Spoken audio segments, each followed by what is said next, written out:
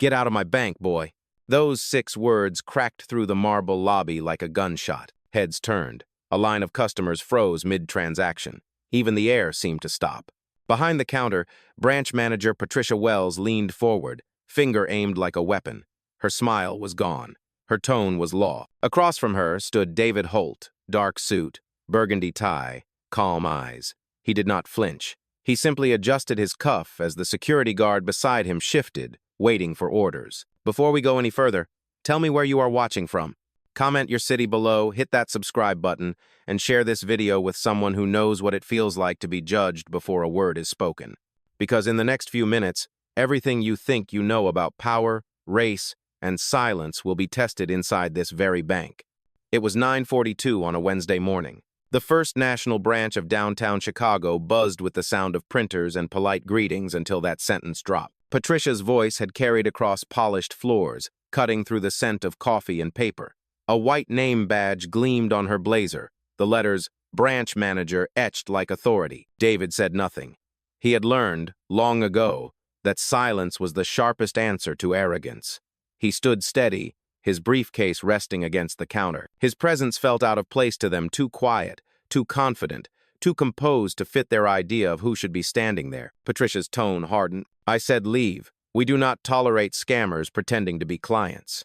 The word scammers echoed, cruel and familiar. The guard, young and unsure, took a hesitant step forward.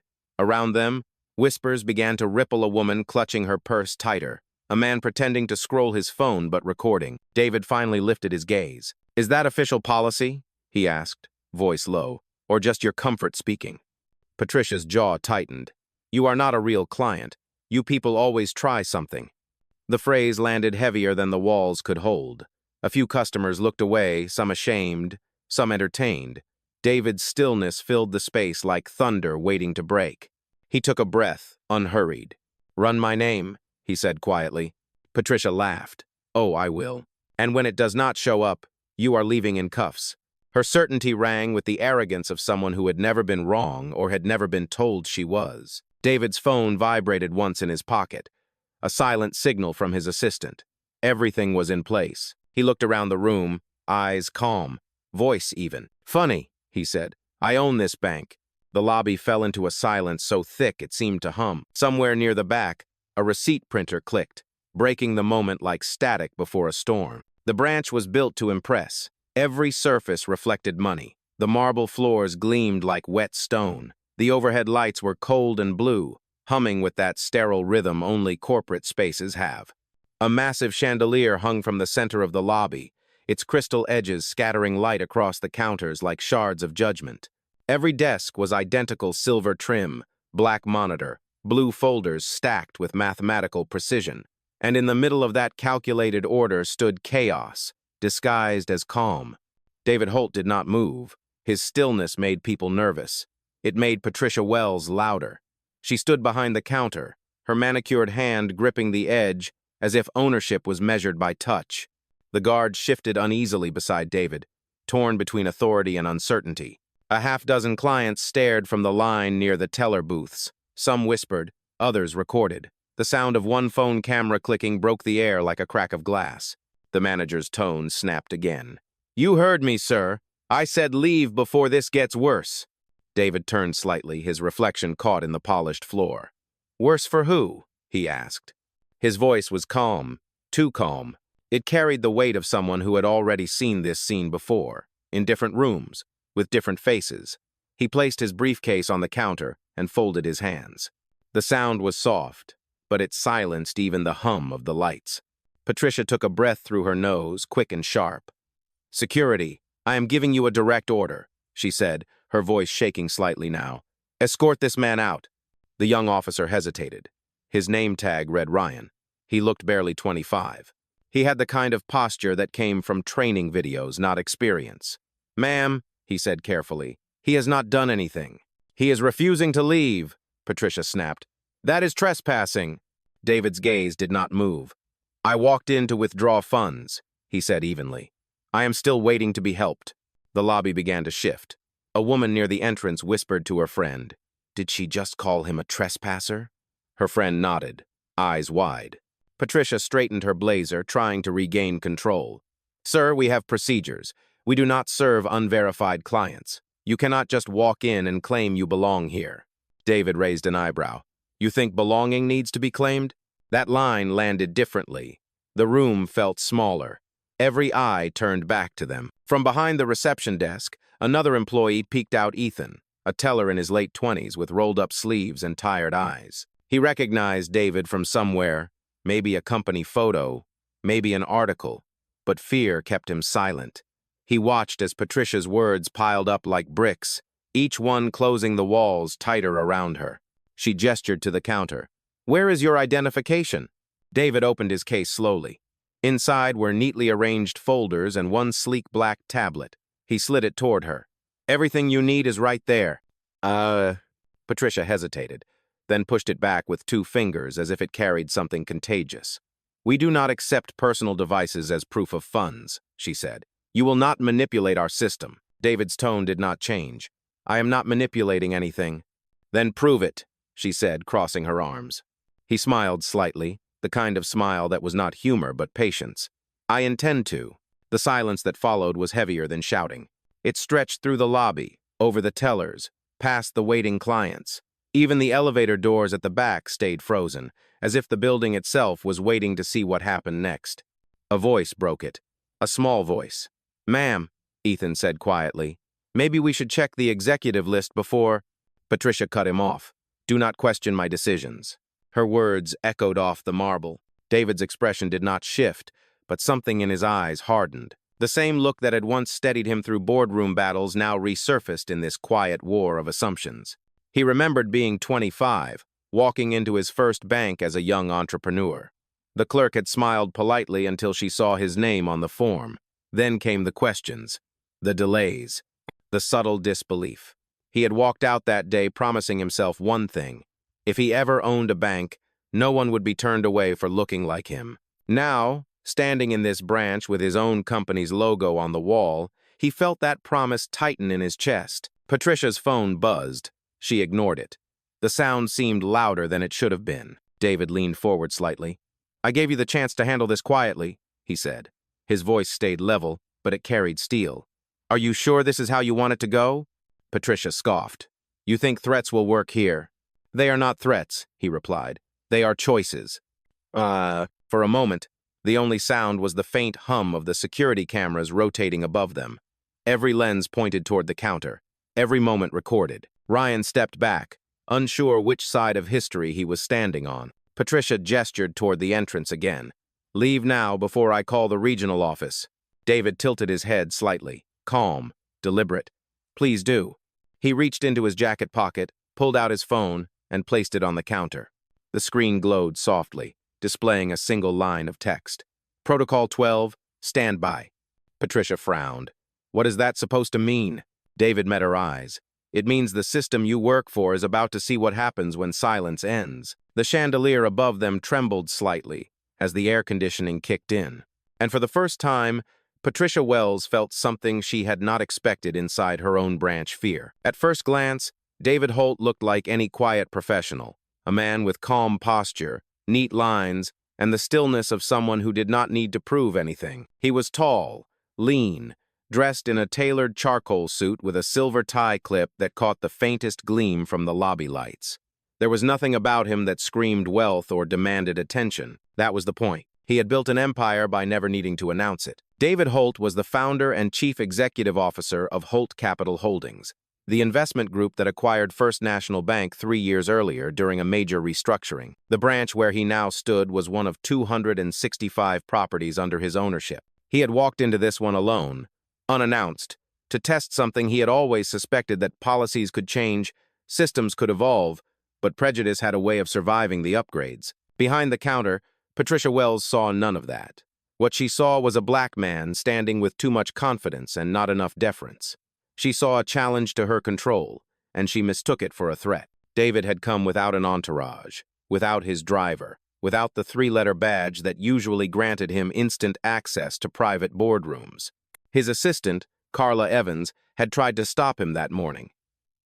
Sir, at least let me alert corporate, she said over the phone. No, he told her. I want to see how they treat a man with no title. Now, watching Patricia's eyes narrow across the counter, he knew he had made the right call. A light rain tapped the glass windows outside, scattering reflections of passing cars onto the marble floor. Inside, the atmosphere thickened with suspicion. The smell of toner and perfume mixed with something invisible but sharper, the scent of judgment. Patricia turned to whisper to another employee, a young woman named Claire. "He is playing some kind of scam," Patricia said under her breath. "Do not log him in. Just pretend the system is down." Claire hesitated. "But the system is not down." "Then make it look like it is," Patricia hissed. David could hear every word. He did not interrupt. He had seen power expose itself best when left unchecked. He simply leaned against the counter, eyes steady, expression unreadable. "Sir," Patricia said, regaining her polite tone, "unfortunately, our systems are temporarily offline. You will need to return later." David's head tilted slightly. "Is that so?" "Yes," she said firmly. "We cannot process any withdrawals or verifications at this time." He nodded slowly. "Then you will not mind if I wait." Her mouth tightened. "There is no point waiting. It may take hours." David set his briefcase on the marble floor beside him. "I have time." "Endis." That sentence unsettled her more than anger ever could. People who knew they were powerless got impatient. People who had nothing to lose caused scenes. But this man, he was too composed, too patient. It made her uneasy. Ethan, the teller from earlier, glanced at David again. The face was familiar. He remembered a photo in the employee training module from last quarter, a corporate message signed by David Holt, CEO. His pulse quickened. He looked toward Patricia, then back at David, unsure if he should speak. Patricia noticed his hesitation. "Ethan, do not just stand there. Help real clients." He opened his mouth, closed it, and returned to his computer. His fingers hovered above the keyboard, his conscience fighting with his fear. David's gaze swept the lobby. Every person watching him was a mirror of what he had seen all his life, assumption layered over ignorance, ignorance pretending to be professionalism. He spoke softly, almost to himself. Different room, same story. The phrase caught the attention of a middle-aged woman standing near the teller window. She turned, curious. "What did you say?" David looked at her and smiled politely. "I said some stories repeat themselves until someone rewrites them." The woman blinked, uncertain whether to smile back or stay silent. Patricia rolled her eyes. "Sir, we do not need philosophy. We need identification." David's voice stayed even. "You will have it soon enough." From his inside pocket, he withdrew a small black leather folder and placed it gently on the counter. Inside was a card simple, embossed with silver letters. Holt Capital Holdings, Executive Access. No title, no embellishment, just the truth in print. Patricia looked at it, then smirked. "That is cute," she said. "You printed that yourself?" He met her stare. "Would it matter if I did?" She laughed, sharp and dismissive. "You are wasting everyone's time." David leaned forward slightly. "That depends on what lesson you think is being taught here." Her expression faltered. "Excuse me?" "Lessons," he said. "They always start with arrogance and end with accountability." Her face flushed red. "Are you threatening me?" He shook his head. "I do not need to." Ryan, the young guard, took another step back. He could feel the shift happening even if he did not understand it. The customers sensed it too, a change in tone, in gravity. Ethan finally spoke, voice trembling. "Miss Wells, maybe we should just check the internal directory for verification." Patricia turned on him instantly. "Do not question my judgment." Ethan lowered his gaze but did not move away. David's phone buzzed again. A single text appeared on the lock screen. "Audit team connected. Protocol ready." He read it, then slid the phone face down on the counter. Patricia folded her arms, still trying to maintain dominance. "You know, people like you always come in thinking you can bend the rules." David looked directly at her. "People like me?" She froze. The words hung in the air, unsteady. "I mean," she stumbled. "You know what I mean." "I know exactly what you mean," he said quietly. "And that is why I am here." Her voice faltered. "What do you mean by that?" David smiled faintly, not kindly but knowingly. "You will understand soon." The sound of the rain outside grew louder, drumming against the glass like a warning. The fluorescent lights flickered once. In the reflection of the marble floor, Patricia saw herself standing smaller than she imagined. David Holt, calm, immovable, Unreadable waited. He had been tested before. This time, the lesson would not end in silence. It would end with truth. The tension in the lobby thickened until it felt like weight pressing down from the ceiling. Every eye was on the man who refused to bend, and every whisper carried a shade of disbelief. The sound of rain tapping the window glass had become the metronome of the moment, slow and relentless. Patricia Wells tightened her grip on the counter edge. Beneath her professional smile was something older and uglier, fear-masked as authority. She had built her entire sense of worth around control. The policies, the rules, the titles on her business cards were armor she wore every day. And now, this calm stranger was peeling that armor away, word by word, without even raising his voice. "Sir," she said again, too loudly, "if you do not leave, I will have security escort you out." David Holt looked at her with the quiet patience of someone who had already seen the ending of this story. "And if I do leave," he asked, "what will you have proven?" "That we do not tolerate fraud," she replied. "Or dignity," he said softly. Her eyes narrowed. "Excuse me?" "You heard me," David said, straightening his jacket. "Every rule you just invented is not about fraud. It is about fear. You looked at me, and before I said a word, you decided who I was." Patricia's face went pale. "I decided based on behavior." David stepped closer, his voice low but cutting. "No, you decided based on color." A murmur swept through the lobby. Even the clients who had tried to stay uninvolved could no longer pretend they had not heard. A man near the back lowered his phone slowly, as if afraid to move too fast. The air carried the kind of silence that only follows truth. Patricia glanced at her team for support. Claire looked down. Ethan looked trapped between conscience and fear. Ryan, the young security guard, avoided eye contact completely. "Enough," Patricia said, voice trembling now. "You are twisting my words." David tilted his head slightly. "Am I?" Her mouth opened, but no words came out. He took a single step forward, and suddenly the whole room seemed smaller. "When I walked in, you called me a scammer. You told your staff to lie. You ordered them to treat me as a threat. Not because I did anything wrong, but because I looked wrong to you. Tell me, Miss Wells, where in your policy manual does that belong?" The question hung in the air like smoke. Patricia blinked rapidly, her throat tightening. "This is outrageous. You are not a client, and I am not discussing this further." David said nothing. He simply turned his gaze toward Ethan. "You know the truth, do you not?" Ethan froze. He could feel Patricia's eyes on him, sharp as glass. I do not know what you mean, sir." "Yes, you do," David said quietly. "You recognized me. You saw my name before she told you to look away." Patricia slammed her palm on the counter. "That is enough." The sound echoed off the marble walls. The clients flinched. A child near the back began to cry, his mother shushing him as if silence could keep them invisible. David did not raise his voice, but every syllable carried steel. "You want me gone because my presence makes your bias visible. That is the thing about truth, Miss Wells. It does not go quietly." She pointed toward the exit.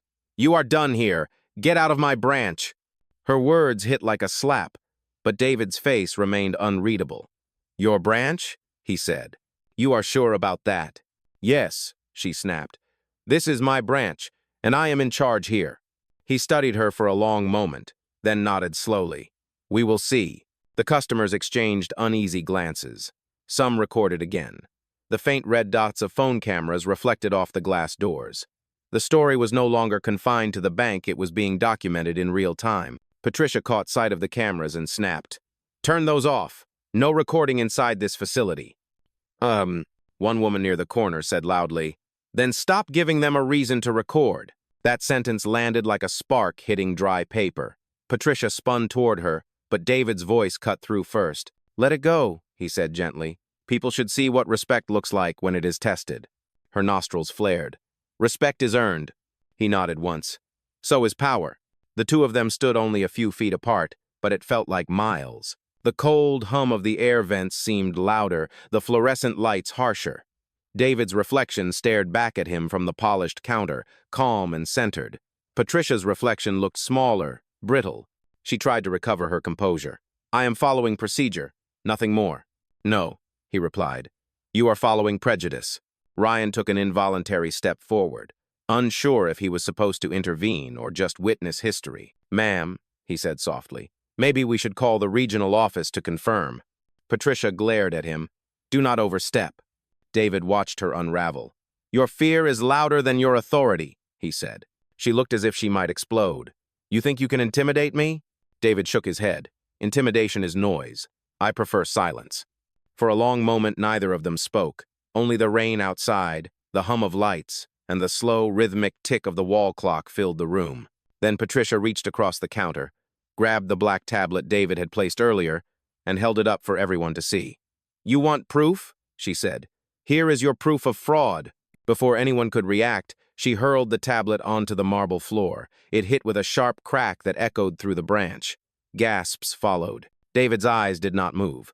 You just destroyed evidence, he said quietly. I destroyed a prop, she shot back. You think you can walk in here with fake credentials and play the victim? Not today. Ethan whispered. Miss Wells, please stop. But she did not stop. Security, call the police.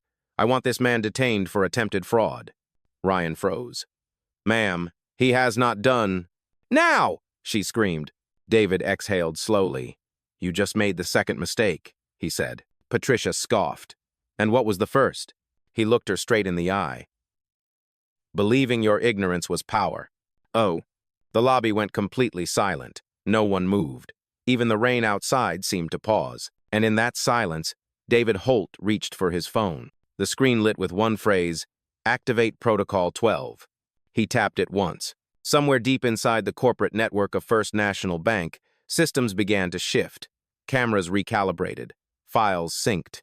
Internal alerts pinged silently to executives miles away. And in the marble lobby, where arrogance had just shattered glass, a storm was beginning to gather. The lobby smelled faintly of ozone, that sterile scent that follows electricity and tension. The shattered tablet lay on the marble floor, its cracked screen glowing dimly like a wound that refused to close. Patricia Wells stood frozen behind the counter, her chest rising and falling with shallow breaths. Around her, the once orderly rhythm of the branch had broken. Phones stopped ringing. Conversations died mid-sentence. Every eye had turned toward David Holt, waiting to see what he would do. He did nothing. Not at first. Stillness was his weapon, silence his armor. He had learned that long ago when noise is power, quiet becomes rebellion. Patricia was the first to speak. Do not just stand there, she barked at Ryan. Call the police now. Ryan's voice shook. Ma'am, I think we should let corporate handle this. Corporate? Patricia scoffed. He is a criminal, not a client. David's eyes met hers, calm, level. You are making this harder for yourself. Is that a threat? She hissed. No, he said softly. It is a mirror. Something in his tone made the young guard hesitate. Even the customers could feel it, the strange authority in his voice, the way each syllable seemed measured against truth. Patricia leaned forward. You will regret walking in here. David's gaze drifted down to the broken tablet. You sound exactly like the man who said that to me 20 years ago. The room went still again. He did not raise his voice, but the shift was palpable. His words carried the weight of memory. I was 22. Atlanta, a small neighborhood bank, the kind that smiled in your face and locked the door behind you. I had a business plan in my hand and a check from an investor. The clerk told me, we do not take fake paperwork here. He did not even look at it. Patricia's face hardened. That is irrelevant, David continued, as if she had not spoken. He told me to leave before he called the police, so I left. I sat in my car outside for 3 hours, wondering what I had done wrong except be seen. He paused. 2 years later, I bought that bank. The sentence landed like a verdict. No one spoke. The only sound was the faint buzz of the overhead lights. Patricia crossed her arms, trying to keep her footing. That has nothing to do with this situation. It has everything to do with it, David said, because people like you make sure it never stops happening. Her voice rose an octave. People like me? Yes, he said, his tone even. People who see color before competence. People who think the uniform of professionalism has one shade. A woman in line near the door whispered to her husband, He is right. Her husband nodded slowly. Patricia slammed her palm against the counter. You are twisting my words again. I treat everyone the same. David nodded once. That is the problem. For the first time, Patricia faltered. What do you mean? You treat everyone the same, he said, except when you do not. You call it policy, I call it habit. Ryan looked from one to the other, the weight of the moment pressing into his spine. "Ma'am," he said cautiously, "maybe we should step away and cool down." She ignored him. "This man is trespassing and trying to manipulate us." David exhaled slowly. "You are afraid of losing control. I understand that, but what you do not understand is that control is not the same as power." He bent down, picked up the broken tablet, and held it in both hands. "Power does not need to shout. Power waits." He placed the tablet gently back on the counter, its fractured screen reflecting Patricia's face in sharp, broken angles. Then his phone vibrated again. One short pulse. He did not even look at it. He already knew what it meant. Protocol 12 was live. Every action, every word, every camera angle in that branch was now being streamed to the corporate office 3 miles away. Ethan, the teller, glanced nervously at his own monitor. His computer had just gone dark, then flickered back to life with a new system prompt. "Security review in progress. Do not log off."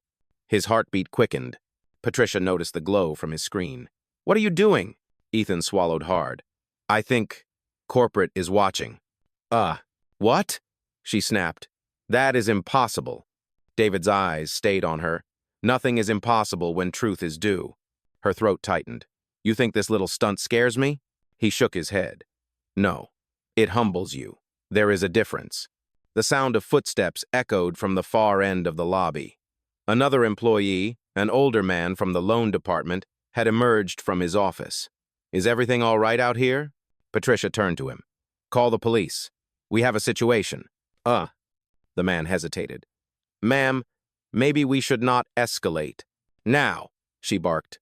He froze, then looked at David. "Sir, is there something wrong?" David's eyes met his. "No, something is finally being made right." The man nodded slowly, as if understanding something without words. Patricia turned back, shaking with anger. "You think you can come into my branch, insult me, and pull some kind of stunt? You have no idea who you are dealing with." David's tone stayed even. "Neither do you." For a moment, they just stared at each other. Two versions of power, one borrowed from authority, one born of endurance. Then David looked past her, toward the row of cameras mounted along the ceiling.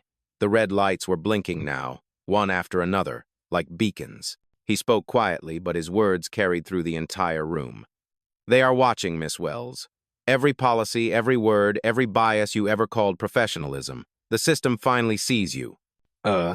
Patricia turned to follow his gaze, and for the first time, she looked afraid. David stepped back, his expression unreadable. "You wanted to make an example out of me," he said. "You did, just not the way you planned." The lobby was silent again. Outside, thunder rolled faintly over Chicago, the low rumble of a storm building. David looked toward the window, then back at Patricia. "History has a way of repeating itself," he said. "But this time, it will not end the same way." She tried to speak, but her voice caught. And somewhere deep within the bank's network, a quiet alert pinged. Executive oversight activated. The storm outside was getting closer. Inside the branch, another storm had already begun. The storm outside had grown louder. Each flash of lightning from beyond the tall glass windows lit the marble lobby in sudden, blinding bursts of white. The thunder that followed seemed to echo the tension inside. Patricia Wells stood rigid behind the counter, the veins at her temples showing now. Her authority, once unquestioned, was slipping away one heartbeat at a time. David Holt stood unmoving, watching her with the same calm he had carried since he walked in. He did not need to raise his voice. His stillness spoke louder than any threat. That silence terrified her more than shouting ever could. Patricia's voice broke first. "Enough of this game. You are finished." David said nothing. "You walked into a federal institution with false credentials," she continued, her tone cracking. "You think your calm act will save you? It will not." Her words ricocheted off the marble walls. The few customers who had not already left stood frozen, unable to look away. Ethan's fingers hovered over his keyboard, trembling slightly as the system flashed new prompts. "Live audit enabled." The words glowed in white on the black screen like a prophecy. Patricia pointed at him. "You, stop typing. This is my branch, and I will not have you assisting him." Ethan swallowed hard. "Ma'am, I'm not assisting anyone. The system is—" "I do not care what the system is doing," Patricia snapped. "I am in charge here." David finally spoke, his tone quiet, deliberate. You were in charge. Her mouth fell open. Excuse me? Past tense, he said. That was before you made this personal. I am following protocol, she shouted. No, David replied, his eyes steady. You are following prejudice and calling it procedure. Her hand slammed the countertop. That is it. I am calling law enforcement. She reached for the desk phone, but it buzzed in her hand, no dial tone. The system had already locked her out. The same network that had served her authority seconds ago now refused to recognize her. She stared at the silent receiver. What is happening? Ethan's voice shook. Corporate servers have taken control, ma'am. The branch is under remote audit. The color drained from her face. That cannot be. David said softly, It can, and it is. Patricia looked around, realizing she had lost her audience. The customers, the employees, even Ryan the guard, all of them were staring not at her, but at David. He did not look triumphant. He looked steady, centered, inevitable. You think this little stunt will save you? She said, forcing a bitter laugh. You will still answer to me. David's expression did not change. You are mistaking noise for authority again. She turned toward Ryan. Escort him out. Now. Ryan hesitated. Ma'am, if corporate has taken over the system, maybe we should... That is an order. Ryan met David's eyes. He saw no fear there, only patience. Slowly, reluctantly, he shook his head. I am sorry, ma'am. I cannot. Patricia's face twisted in disbelief. You cannot? Not when it looks like you are the one being investigated, Ryan said quietly. The words hit her like a slap. You are out of line, she whispered. No, David said. He is finally in line with truth. Patricia's breath quickened. This is a setup. You must have hacked into our network somehow. David did not flinch. I built your network. The air seemed to thin. The words rippled through the room, each syllable heavy as stone. What did you say? She asked, her voice barely above a whisper. He stepped closer to the counter, his tone even. I said I built it, the security framework, the automated audit, the entire structure that is recording every moment of this conversation right now. It was designed for accountability. Ethan's eyes widened. That was the Holt compliance system? David nodded once. Yes. Patricia took a step back, as if the ground beneath her had shifted. You are lying. He shook his head slowly. You can tell yourself that if it makes this easier, but denial will not undo what has already started. Her voice rose, brittle and frantic. You are nothing but a liar trying to play victim. You people always try this walk in here. Act important, demand special treatment. The phrase you people hung in the air like smoke. It lingered, acidic and undeniable.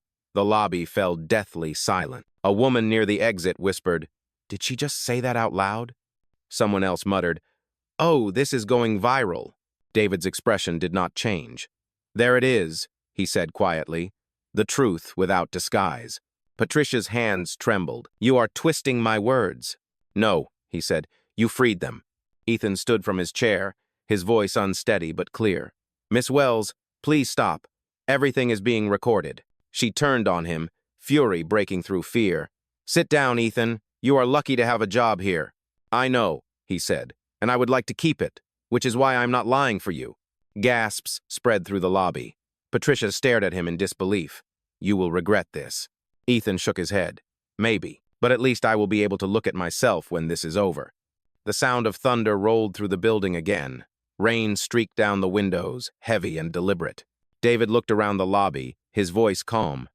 It takes one person to speak truth, and suddenly silence starts to sound like guilt. Patricia's voice cracked. You cannot do this to me.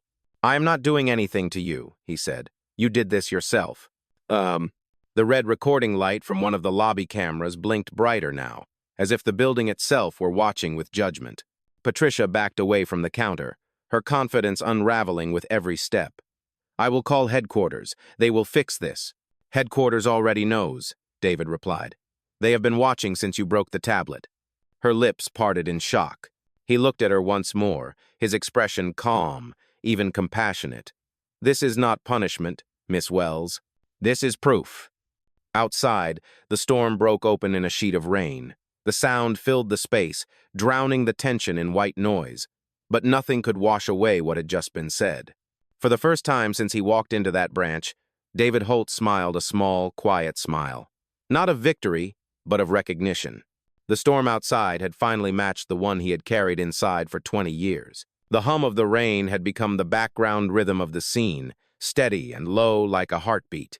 The tension in the bank lobby had grown thick enough to touch. Every person inside could feel it. Conversations that once filled the space had been replaced by the silent anticipation of witnesses who knew something bigger than an argument was unfolding before them. A young woman near the waiting area shifted her phone in her hand. She was in her early 20s, dressed in jeans and a green raincoat. Her name was Lena Torres. She had come to deposit her paycheck on her lunch break. What she had walked into was not a bank anymore. It was a courtroom without a judge, a stage where truth and prejudice were colliding in real time. Lena turned on her camera. The small red circle blinked in the corner of her screen. "I am recording this," she whispered under her breath. Her voice trembled slightly. Beside her, a man in a gray hoodie leaned closer. "You sure you want to do that?" he whispered. She nodded. "If no one records, they will pretend it never happened." The lens captured the scene, the manager standing red-faced behind the counter, the calm black man in the tailored suit, and the security guard frozen between them. The room looked ordinary, but the air around them felt electric, like the seconds before lightning hits. Patricia Wells caught sight of the phone. "Turn that off," she barked, pointing at Lena. "There is no filming in this branch." Lena did not lower her phone. Her voice shook, but she found courage somewhere in the moment. "Then maybe stop giving people a reason to film," the customers gasped. Patricia's glare could have cut glass. "You have no right to interfere." "I am not interfering," Lena said. "I am documenting." Patricia looked toward Ryan, the young guard. "Remove her." Ryan hesitated. "She is not doing anything violent, ma'am." "Remove her," Patricia repeated. David spoke before Ryan could move. "Let her film," he said quietly. "The truth does not need secrecy." Patricia spun on him. "You do not get to decide that." "I do not need to," David replied. "The system already has." Her brow furrowed. "What does that mean?" He gestured slightly toward the security cameras. "Those cameras belong to corporate, not you. Every angle of this room is being archived. Every sound, every word." Ethan, the teller, confirmed it without meaning to. "It is true, ma'am. The red indicator on the feed just turned blue. That means live stream to the executive compliance server." Patricia turned pale. "You are lying." Ethan shook his head. "No, ma'am. It is real." Lena zoomed her camera closer to Patricia's face. The phone caught every twitch, every flicker of fear she tried to hide. "You are going to ruin your career," Patricia said sharply. Lena's voice steadied. "No, you are." David turned to Lena. "Thank you for recording," he said, voice calm and deliberate. "But there is no need to post this. Truth finds its own way to travel." Lena blinked, caught off guard by his tone. "You sure?" He nodded. "Yes, we settle this with facts, not outrage." Patricia laughed, high and nervous. "Facts? The only fact is that you are trespassing." David took a step forward. "Then let the record show that statement too." Her laughter stopped. He continued, his voice steady but heavy. "It is fascinating, Miss Wells. When injustice feels threatened, it always calls for silence. But silence is not the absence of truth. It is the space truth waits to fill." Lena's phone trembled slightly in her hand. She whispered, "This man is unreal." Ethan looked at her and murmured, "No, he is just tired of being quiet." Patricia pointed again toward David. "You are manipulating everyone in this room. You think that calm voice makes you powerful? It just makes you look guilty." David smiled faintly. "I do not look guilty, Miss Wells. I look patient." That smile, it was the kind of smile that made people question their certainty. It did not taunt, and it did not beg. It simply existed, unmoved by her fury. Patricia's voice rose. "You are done here. You will not walk out of this building without answering for your lies." David's reply was quiet. "I already am answering. You just have not learned how to listen." Lena whispered to her phone, narrating for the viewers who would soon see this clip across the internet. "He is not yelling. He is not even angry. She is. And somehow, he is still the one they are trying to remove." Her live feed began to fill with comments. Messages scrolled across the screen. "This is unreal. Stay safe, girl. He looks like a CEO." The storm outside rattled the glass. Thunder rolled again, deep and drawn out. Patricia pressed the intercom button on the desk. "All staff to the lobby now," she ordered. "We have a situation." Her voice echoed through the building. Doors opened. Two tellers, a janitor, and a woman from the mortgage office appeared, confused and cautious. David turned slightly, addressing no one and everyone. "Watch carefully," he said. "This is what bias looks like when it wears a badge." Patricia's face flushed red. "That is enough." Ethan stood straighter now. "No, Miss Wells. He is right. This is not policy. This is you." Her eyes flashed with rage. "You are fired." "No, ma'am," he said softly. "You cannot fire me. You just triggered a compliance review. Every decision you make now has to be justified." Her lips parted, but no words came. The cameras above hummed, their lenses adjusting focus. David turned to Lena once more. "Stop recording," he said. She hesitated. "Why?" "Because from this moment on," he said, "the world will not need your video. The truth is already live." She lowered her phone slowly. Patricia's voice cracked. "You will not get away with this." David met her eyes. "Miss Wells, I am not trying to get away. I am trying to be seen." Another flash of lightning lit the glass walls.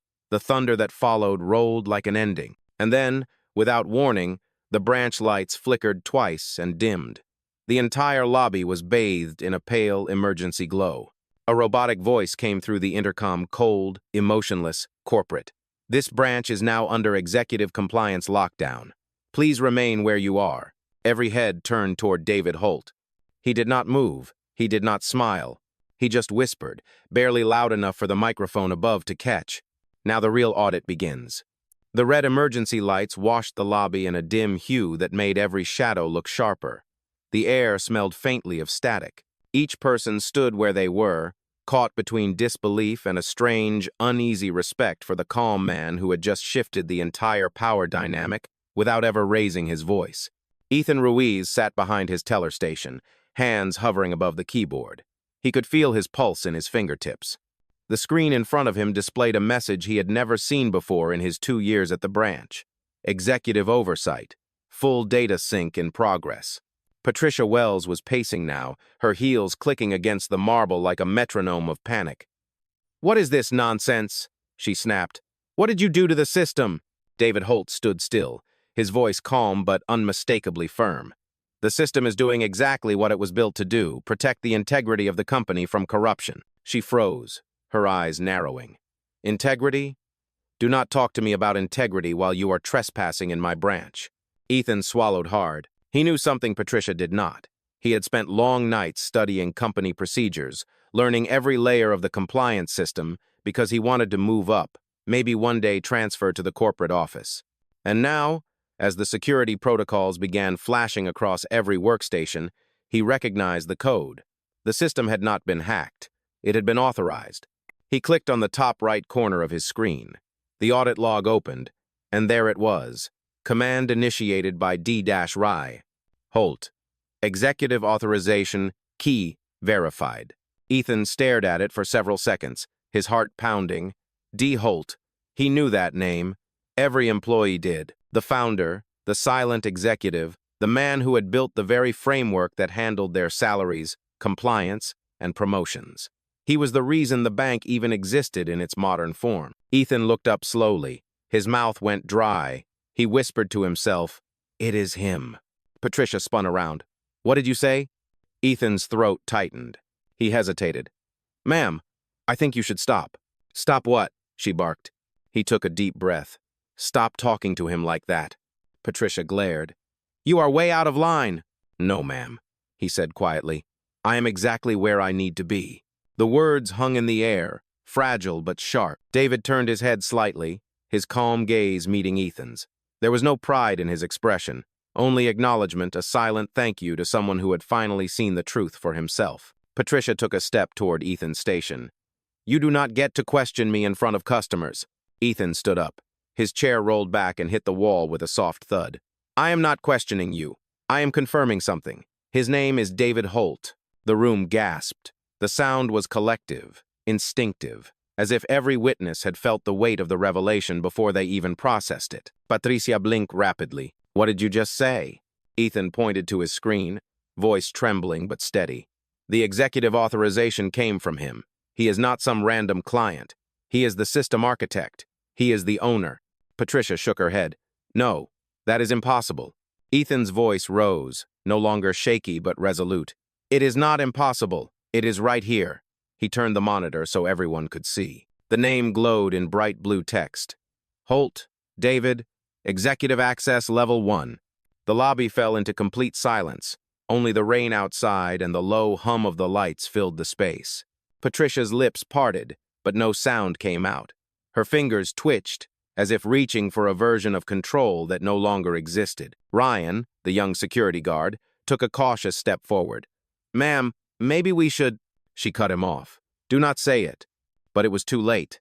The truth had already escaped. Lena, still holding her phone though she had stopped recording, whispered to the person next to her, "He owns the bank." The words spread like a spark through dry air. Customers began murmuring, the energy in the room changing from confusion to awe. Patricia stumbled backward, gripping the edge of the counter for balance. "No," she said weakly, "this cannot be real. If you are who you say you are, you would have announced yourself." David's voice carried through the silence like a calm tide. "That is what people like you expect: titles first, humanity second. But I wanted to see how my employees treat a man without a title." She shook her head violently. "You are lying. You are trying to trap me." He stepped forward slowly. "No, Miss Wells. You trapped yourself the moment you decided who I was before I even spoke." Her breathing quickened. "You cannot just walk in here pretending—" "I did not pretend," David said, cutting her off gently. "You assumed." Ethan turned toward the rest of the staff, his courage growing. "I saw his name in the system. He is telling the truth. Every second of this has been recorded. We are part of an audit now." The woman from the mortgage office whispered, "Oh my God." Patricia pressed both hands to her temples. "No, no, no, this is not happening."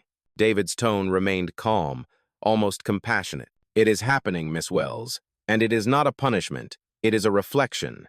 Every organization eventually meets its own mirror. Today, that mirror is you." The red light above the main security camera blinked twice, then turned solid green, a signal that corporate had taken full control of the feed. Ryan looked up at it and murmured, "They are watching live, ma'am." Patricia's face drained of color. "Then they will understand that I was following procedure." Ethan shook his head. "Procedure is not supposed to humiliate people." Her voice cracked. "You do not understand how this works." David's eyes softened. "We understand perfectly."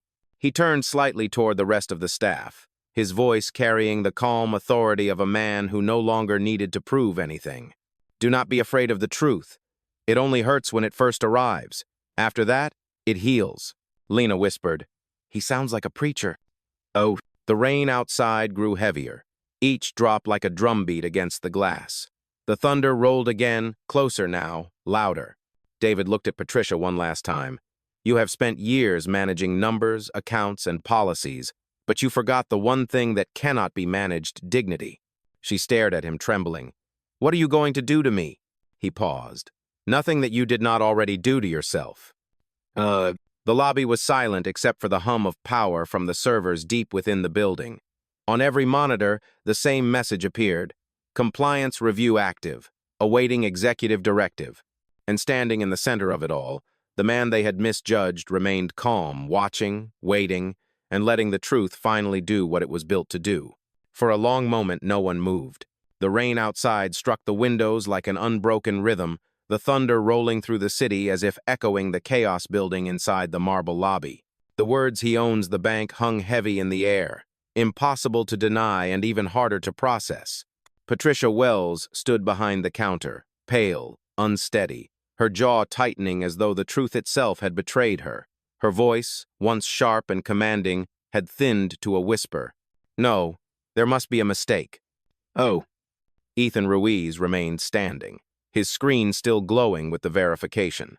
"There is no mistake, ma'am. The credentials are confirmed through corporate headquarters. He is who he says he is." The other employees murmured among themselves. The janitor who had appeared moments earlier leaned his mop against the wall and crossed his arms, watching silently. The woman from the mortgage office looked from Patricia to David and back again, her face caught between fear and admiration. David Holt stood where he had been all along, composed, grounded, and calm in a room that had forgotten how to breathe. Patricia finally found her voice again, shaky but defiant. "You are telling me that this This man just walked into my branch to test me? That is harassment? David's gaze was unwavering. No, Miss Wells, it is truth. Truth? She spat, her composure unraveling. You humiliated me in front of my staff, in front of customers? He took a small step closer. I did nothing. You revealed yourself. All I did was give you the silence to do it. Her mouth trembled. You provoked me. David's tone was even calm. No one provoked you. Bias does not need provocation. It only needs opportunity. That line broke something in the room. The murmurs swelled into quiet arguments between the onlookers. A man near the front counter spoke up, his voice cautious but firm. She was wrong, but this whole thing feels planned. A woman beside him turned sharply. Planned or not, he did nothing wrong. She called him a fraud because of how he looked. Another voice from the back added, I have worked in customer service for 15 years. If someone spoke to me the way she spoke to him, I would have been fired on the spot. The air filled with fragments of opinion, defense, accusation, and realization. What had been a scene of isolation was becoming a debate, a small reflection of the country outside the glass doors, divided between those who wanted to believe in fairness and those who could not see past their own fear. Patricia slammed her palm on the counter, her voice rising. Everyone stop talking. None of you understand what is at stake here. Ethan's voice came next, quiet but steady. We understand perfectly, ma'am. What is at stake is your accountability. Oh, her eyes snapped toward him. You are fired. No, Ethan said calmly. You cannot fire anyone during a compliance review. You taught me that. The statement cut through her authority like glass cracking under pressure. David spoke softly. The rules you built to protect yourself are the same ones that will hold you responsible. Patricia turned toward him, her hands trembling. Do you have any idea what this will do to me? To my career? To my life? David's expression did not waver. Do you have any idea what your words would have done to mine if I had been a man without power? That question silenced even the rain. He continued, his voice low but filled with quiet fire. For every person who walks into a place like this and is told they do not belong, there are thousands who leave believing it. You did not just insult me, Miss Wells. You insulted every one of them. Patricia shook her head. You do not understand the pressure I am under. I have to make quick decisions. I have to keep this branch safe. Safe from what? David asked. She hesitated, unable to answer. Safe from me? He continued. A man in a suit who asked to access his account? Or safe from the reflection of your own fear? Her silence was her answer. The woman from the mortgage office stepped forward timidly. Ma'am, he is right. We are trained to de-escalate, not to humiliate. Patricia turned on her. Do not you dare side against me. The woman's voice shook, but she did not back down. I am not against you. I am just tired of pretending we do not see what is in front of us. Lena Torres, the young woman who had recorded earlier, took a slow step forward. Her voice was soft but certain. You said he was pretending to be a client. You said that before even checking his name. That is not safety. That is profiling. Patricia's shoulders tensed. You do not get it, young lady.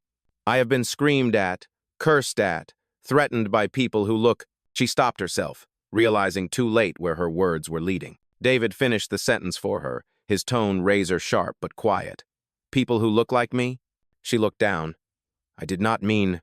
Yes, you did, he said. You just did not mean to say it out loud. The weight of his words pressed down on the room again. Even the lights above seemed to dim slightly, as if unwilling to intrude on the moment. Ryan, the security guard, took a small step forward. Miss Wells, I think it is over. Her voice broke. It cannot be over. I have worked my entire career for this position. David's eyes softened, not with pity, but with clarity. And that career could have been your legacy if you had chosen dignity over dominance. She looked up at him, tears starting to form but unable to fall. You set me up. He shook his head slowly.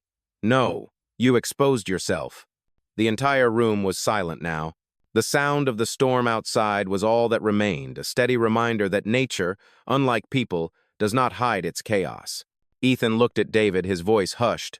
What happens now? David turned toward him, calm and deliberate. Now, the truth moves through the system.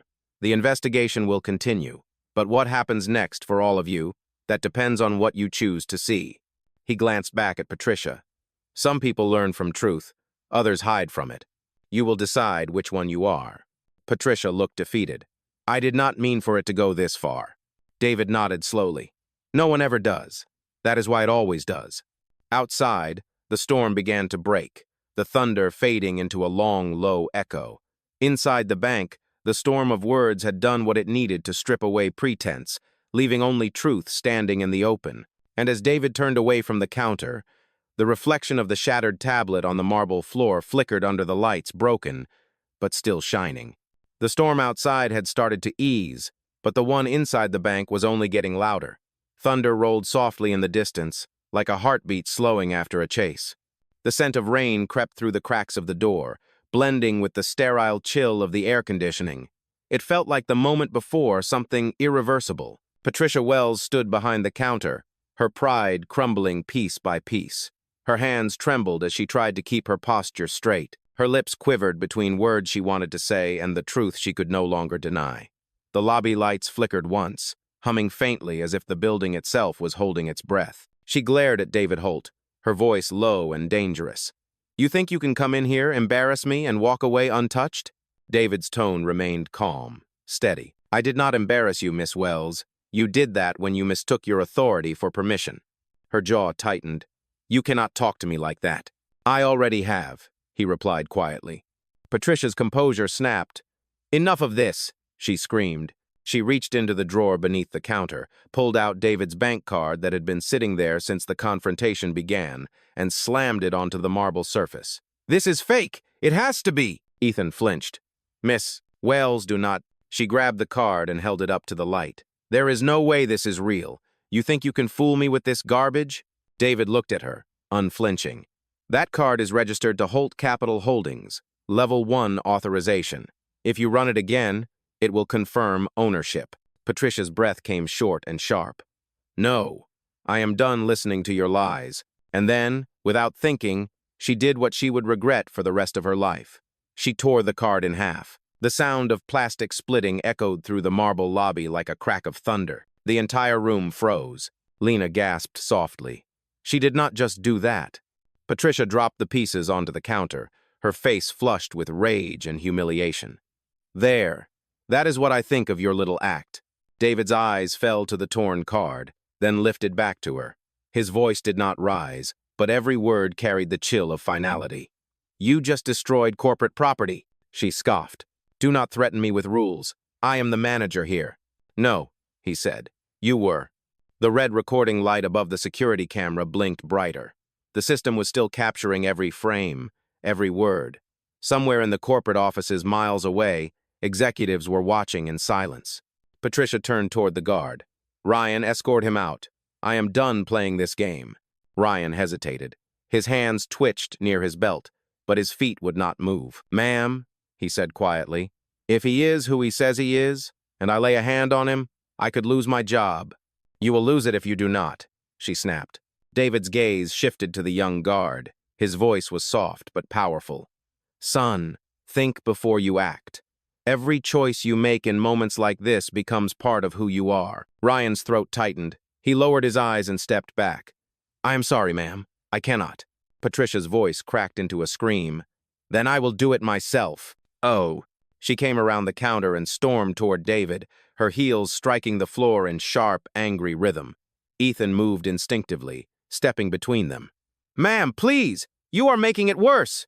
Move, she hissed. Ethan did not. You are crossing a line. I said move. But Ethan did not. His body was shaking, but his stance was firm. Patricia's eyes darted around the room, desperate for control that no longer belonged to her. Do you all think this is fair? Do you all think he deserves to humiliate me like this? Lena spoke softly from the back. He did not humiliate you. He exposed you. The words hit Patricia like a slap. Her breath quickened, and her eyes glistened with fury. You people, you think you can just walk in, record everything, twist every word I say? David's expression stayed still. No one twisted your words. They only heard them. Patricia's hands clenched into fists. You will not get away with this. David's voice lowered, the calm edge cutting through her rage. I already have not. That is the difference between me and you. I do not hide behind power. I built it. Her face went white. You arrogant. he interrupted softly. Truth does not need arrogance, Miss Wells. It just needs time. The tension in the air felt like static before lightning. Every person in the room could feel the shift. Something irreversible had just happened. Patricia's chest rose and fell rapidly. You want to play games with me? Fine. I will make sure you regret ever stepping foot in here. David looked at her with quiet certainty. You have already made sure that you will regret it. She opened her mouth to retort. But before she could, a chime echoed through the room, the sound of a system notification pinging from every workstation at once. Each computer screen lit up with the same message in bold blue letters. Compliance violation recorded. Incident under review by Executive Division. The sound of murmuring filled the air. The employees glanced at each other, realizing the situation had now left their hands entirely. Patricia turned to Ethan. Shut that down. He shook his head. I cannot. It is locked by corporate. Her voice broke. No. David's gaze lifted to the camera above. His tone softened. Let the system do its job. Patricia's knees almost gave out. She steadied herself against the counter, tears threatening to fall. You destroyed me, she whispered. David shook his head gently. No, you destroyed trust. I just happened to be standing here when it broke. The sound of thunder rolled faintly again, echoing like the last note of a warning long ignored. He looked around the room, the silent witnesses, the blinking lights, the rain streaking down the windows, and spoke one final sentence before turning toward the exit. You called me a fraud in a place I built. The room stood frozen, the truth heavier than any punishment. And as David Holt walked toward the door, the automatic sensors opened it for him, not as an exit, but as an arrival into something larger than the walls that had tried to contain him. Behind him, Patricia sank into her chair, the sound of rain filling the silence she had once controlled. The line had been crossed, and nothing on earth could unwrite it now. The automatic doors closed behind David Holt, but he did not leave. He stood there for a moment, facing the glass, his reflection framed by the storm outside. The rain streaked down in thin, trembling lines, distorting his image as if the world itself was struggling to focus. Inside the lobby, no one dared to speak. The chaos that had just erupted collapsed into a silence so deep it seemed unnatural. Patricia Wells sat behind the counter, motionless. Her mascara had begun to run, the black smudges on her cheek matching the stain of humiliation that had spread through the room. Ethan stood near his workstation, his hands still trembling from adrenaline. Lena lowered her phone completely now. Understanding that the scene unfolding no longer needed an audience, it had already become something sacred and dangerous all at once. The only sound was the rain and the distant hum of the air vents, whispering like the breath of the building. Even the security guard, Ryan, had stepped back, his arms at his sides, his posture heavy with realization. David exhaled slowly. The sound of his breath seemed to travel farther than it should have. When he finally turned around, the light caught his face, calm, unreadable, yet weighted with something more profound than anger. He walked back toward the counter, his footsteps echoing softly against the marble floor. Patricia looked up at him through blurred eyes, but she did not speak. She no longer knew what words were safe. David stopped in the center of the lobby and rested his briefcase on the floor beside him. His voice, when it came, was almost a whisper, but it carried through the entire room. "Do you hear that?" he said. No one answered. He continued. "That is the sound of accountability. It is quiet, but it is heavy. It does not need to scream."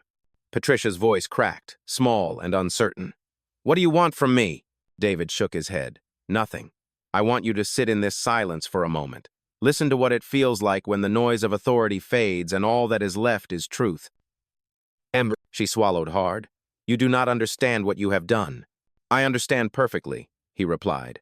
"I have seen what silence can do to people. It can destroy them or it can teach them." He turned slightly, his gaze sweeping the room. Every eye followed him. "When I was younger, I thought silence meant weakness, that if I did not fight back, the world would walk over me. But then I learned something. Silence is not surrender. Silence is the sound that comes before change." Oh. Ethan felt those words land like a pulse through the air. He had never heard anyone speak like that, calm, precise, without rage but full of strength. Patricia blinked back tears. "I was just doing my job." David nodded. "I believe you. That is what makes it worse." She frowned in confusion. "Worse?" "Yes," he said softly. "Because you truly believed you were protecting something. You thought you were defending this institution, but all you defended was your comfort. You thought the uniform of authority excused the absence of empathy. She shook her head weakly. That is not fair. No, David said.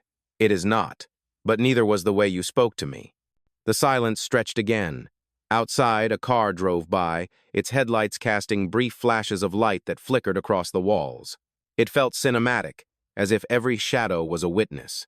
David took another slow breath and stepped closer to the counter. Patricia instinctively leaned back, but his voice stayed low, even gentle.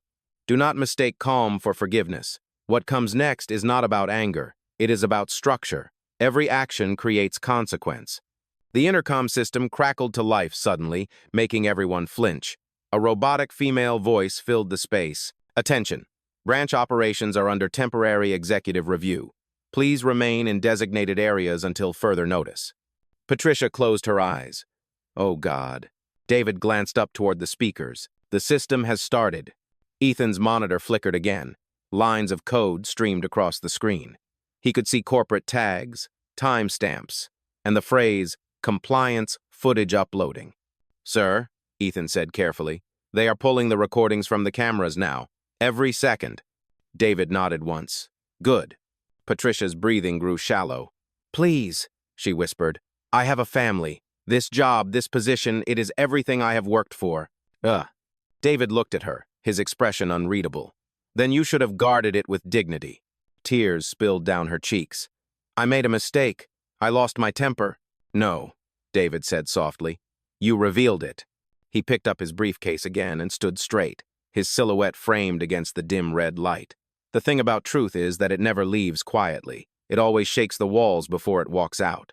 Lena wiped at her own eyes. The strength in his voice carried something deeper than righteousness. It carried grace. Ryan, the security guard, stepped forward. Sir, he said quietly, what happens now? David looked at him. Now we wait. For what? For the system to decide, David said. Human emotion built this mess. Logic will clean it up. Patricia bowed her head into her hands, her voice breaking. They will fire me. David was silent for a moment. When he finally spoke, it was almost kind. Maybe, but maybe they will also make sure this does not happen again. Either way, it will be justice. He turned slightly, his eyes falling on Ethan. Thank you for speaking up. Ethan nodded, still stunned. I just told the truth.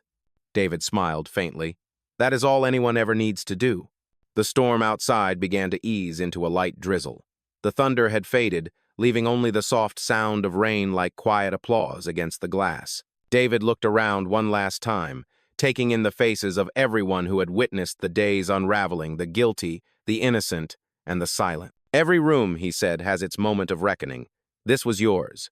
Then he turned back toward the glass doors, the reflection of his figure merging with the light rain beyond. His calm voice, deep and measured, carried one last sentence that seemed to echo long after he stopped speaking. Do not mistake the stillness for peace. It is only the moment before impact.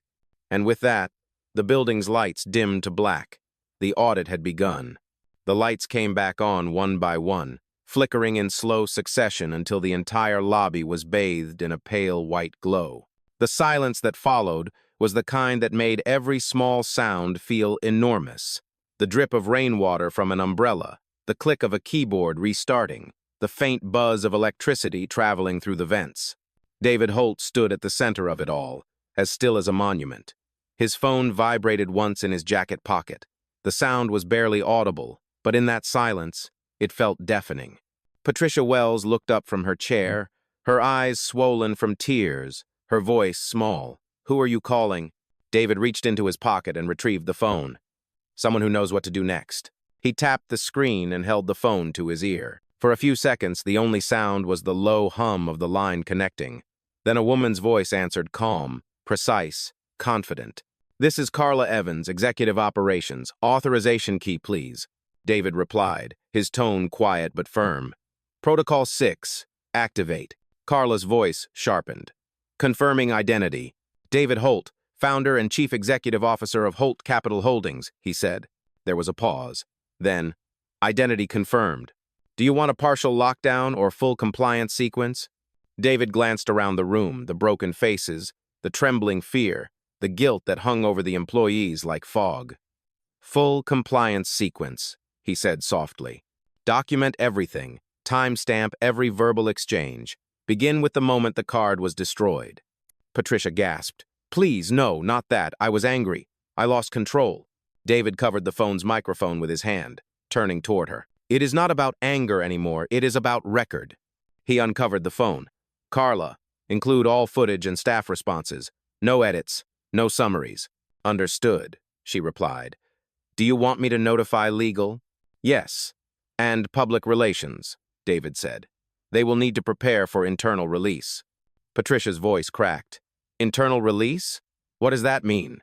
David looked at her. It means that every executive, every manager, and every employee across 265 branches will see this recording by morning. Her face drained of color. You cannot— I can, he interrupted quietly. And I will. If one person learns what you refuse to, then the embarrassment will be worth it. The room felt colder. Ethan swallowed hard, his eyes darting between them. Sir, is that really necessary? David turned to him. You spoke up because you saw something wrong. She stayed silent because she did not want to lose control. Which one of you should represent this company? Ethan hesitated, then nodded. I understand. David returned his attention to the phone. Carla, begin live feed confirmation. I want full system visibility before I leave this branch. Already in progress, Carla said. You should have visual confirmation on site in 10 seconds. Oh. The main monitor behind the counter suddenly flickered, the company logo replaced by a black screen with white text. Executive Oversight System. Protocol 6 active. Then, one by one, small squares appeared live video feeds from different branches across the country. Each one showed tellers, managers, customers all looking up, confused, as their screens shifted to the same broadcast. Patricia stood frozen. You are showing them this? Right now? David nodded once. Yes, they deserve to see what silence looks like when it is exposed. He turned back to the phone. Carla, I want all staff across divisions to hear this next part. Audio override, channel 1. Ready, she said. He took a breath, then spoke into the phone, his voice steady and resonant like a sermon, like a verdict. This is David Holt. If you are hearing my voice, you are witnessing a moment of accountability. Today, in this branch, one of our own chose assumption over respect. I am not here to punish. I am here to remind you what we stand for. We are in the business of trust. Every dollar that moves through our hands carries a story, and every story deserves dignity. The employees inside the branch listened in stunned silence. Even the customers who had lingered near the door stopped breathing. David continued. You do not have to like every person who walks through those doors, but you will treat them as though they matter because they do. You will not confuse compliance with compassion. You will not call fear professionalism, and you will not let bias hide behind policy. Patricia's tears began to fall again. She whispered, Please, stop. David kept his voice low but unwavering. I once believed that changing systems was enough, that if I built the right framework, fairness would follow. I was wrong. Fairness does not live in systems, it lives in people, in you. He paused, letting the silence stretch. If any of you think this is about race, it is not. It is about reflection. Because the truth is, everyone holds prejudice against something or someone. The test is not whether it exists. The test is what you do when it appears. His words lingered in the air like the fading notes of a symphony. Then Carla's voice returned over the speaker. Transmission complete. All branches received. Documentation archived. David lowered the phone. Thank you, Carla. Begin the report. Yes, sir.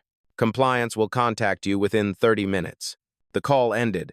The phone screen dimmed, but the energy in the room did not. David looked around at the faces staring back at him, some fearful, some humbled, some enlightened. He spoke softly, almost to himself. You do not fix culture with policies. You fix it with people brave enough to admit when they are wrong. Ethan exhaled slowly, the tension leaving his body for the first time. Sir, you just changed everything. David nodded. No, the truth did. Patricia covered her face with both hands, her voice breaking through tears. What happens to me now? David hesitated before answering. That is up to the review board, but whatever happens, let it teach you. Because there will be others who come through these doors looking for help, not humiliation. Make sure the next one does not leave feeling small. She said nothing. He turned toward the door once more, his reflection clear against the glass now that the storm had begun to fade. "Carla," he said quietly, even though the line was disconnected, "activate the cleanup protocol. It is time to restore order." The lobby lights steadied. The hum of the systems grew louder, confident again. And for the first time all day, David Holt allowed himself to breathe not as the man being accused, but as the man who had turned accusation into awakening. The glow from the monitors faded into a steady white light, but the quiet that followed was even heavier than before. The rain outside had slowed to a drizzle, each drop hitting the glass in deliberate rhythm, like a metronome keeping time for the aftermath. Inside the branch, the air had changed. The scent of tension, of sweat and stale perfume, lingered where authority had once lived. David Holt remained standing in the center of the room, a still figure surrounded by the echoes of everything that had just happened. His calm had become contagious. No one dared to move quickly or speak loudly, as if any sudden motion might shatter the delicate balance holding the moment together. Patricia Wells sat behind the counter, her posture crumbled. Her blazer, once perfectly pressed, now looked wrinkled and heavy. She stared at her reflection in the black monitor in front of her, but she could not recognize the woman staring back. The image of control, the certainty, the self-importance, it had all evaporated. What remained was exhaustion and fear. From the corner of the lobby, the whispers began. A customer near the deposit counter leaned toward another. "Did you hear what he said?" "That was the founder himself." The other nodded. "I knew he looked familiar. I saw his face on the company newsletter last year." Another voice from the back added quietly, "I cannot believe she talked to him like that." Each whisper carried weight. Each word pressed further into Patricia's chest. Ethan Ruiz, still standing at his workstation, could hear them too. But instead of pity, he felt something closer to resolve. For the first time since joining the bank, he felt proud not of his job, but of his choice to speak up. His voice had mattered. His truth had found a place. Ryan, the security guard, leaned against the wall near the entrance, eyes fixed on the floor. He was young, still new to the job, and his mind was racing with everything he had witnessed. He had been trained to de-escalate conflicts, to follow orders, to protect property. No one had ever trained him to protect dignity. He whispered to himself, "They never said it could look like this." David's phone vibrated again. He checked the screen. Message from Carla Evans. "Compliance team en route. ETA 25 minutes.